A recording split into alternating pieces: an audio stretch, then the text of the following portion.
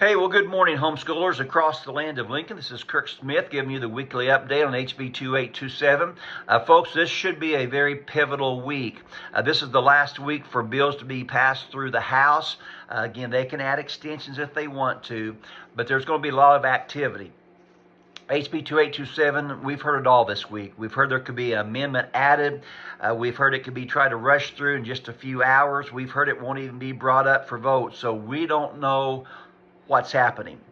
What we do know is that this bill is receiving more and more resistance with each and every passing week. Last week, the Wall Street Journal wrote an article coming out against this bill. Week before that, the Chicago Tribune editorial board did the very same thing. There's not any positive news out there for the proponents of HB 2827. This bill is being despised on a national level. And I would go even further than that. Whenever we set the record for the most amount of witness slips in the shortest amount of time, almost 50,000 in less than 24 hours. Around 7,000 people showed up. They had to lock the Capitol because they couldn't have any more people come in. Folks, the will of the people is obvious here. And if these sponsors and any legislators who would vote for this bill, I would say they're being tyrannical. When the will of the people is being expressed in record numbers, the only thing you can say is Illinois has become a state of tyranny if this bill continues to go through. So I encourage you this week to do two things. First of all, keep praying. That is our greatest offensive weapon, my friends. Second, if your rep has not come out against this bill or is a proponent or for it, call them one more time. If your rep, like my rep, has said, I am not voting for this, what can I do to fight against it? If they've already said that, they're against the bill, don't call them more, they're with us. But for those who are either for this bill or have not come out against this bill, call them again, just your own, this is your constituent. What are you doing with HB 2827? Here's three talking points. Number one, remind them this is an unfunded mandate. There's no budget line for this in the new budget. Now, the sponsor was forced to share what it would cost last week when a note was added, and somehow they came up with $1,600. Folks, you can't buy a soda pop in Springfield for $1,600. I assume that's probably just for the declaration form. I don't think that will even cover that. To truly do what this bill says it wants to do would cost tens of millions of dollars. They'd have to hire new staff, more staff. They'd have to get more training in. So this is an unfunded mandate. We're already in fiscal hot water in Illinois. We don't need to add to that. Number two, this bill, in my opinion, and others, is very anti-minority. The fastest growing segment of homeschooling right now is in the African American community and in the Latino community. Last week I was in Chicago at an inner city conference.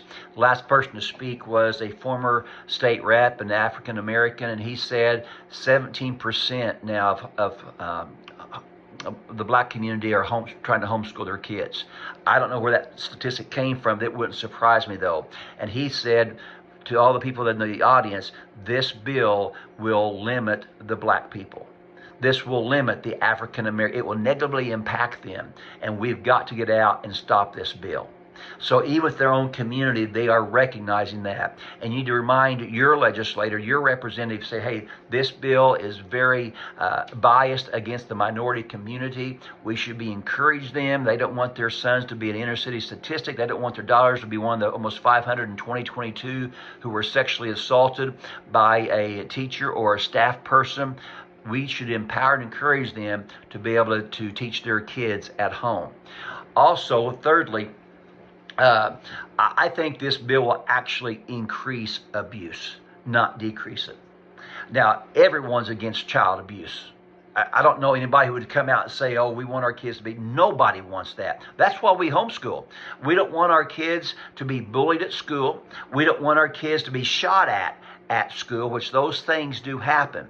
And the very thought that the sponsor says that we're a bunch of child abusers and that we're guilty until proven innocent is so offensive, because we're sacrificing for our kids. We want the best for our children. So what's going to happen if they pass this bill? They're going to have to reallocate resources. They're going to have to take them away from the truly abused kids, from those who are truly in vulnerable situations, and move them over to deal with the problem that's not there, statistically speaking. That will increase abuse in Illinois, not decrease it. Also, there are many great homeschooling parents who foster care because we love kids. And I already had one just last week talk to me, and this person has fostered probably well over a dozen kids, but they've adopted 3 as well. They've given their lives for the vulnerable community. And the mom just said, if this bill passes, we're going to turn in our foster care license. Why? It could compromise our family in some way, and there's no way we are not going to send our kids to the public school. And so if we lose our kids homeschooling, that's not worth it. And so what's going to happen? The state's going to lose dozens of foster care families, at least parents. And that's going to just increase the vulnerability of the most vulnerable. So the very thing they think they're going to correct, they're going to cause an even bigger problem. So that's what this week is looking like right now. Again, keep praying. Keep calling your representatives. I want to invite you all to join me in Peoria, right outside Peoria in the Morton area for the Patch Annual Conference, Will Estrada. I see Will more than I see my wife right now.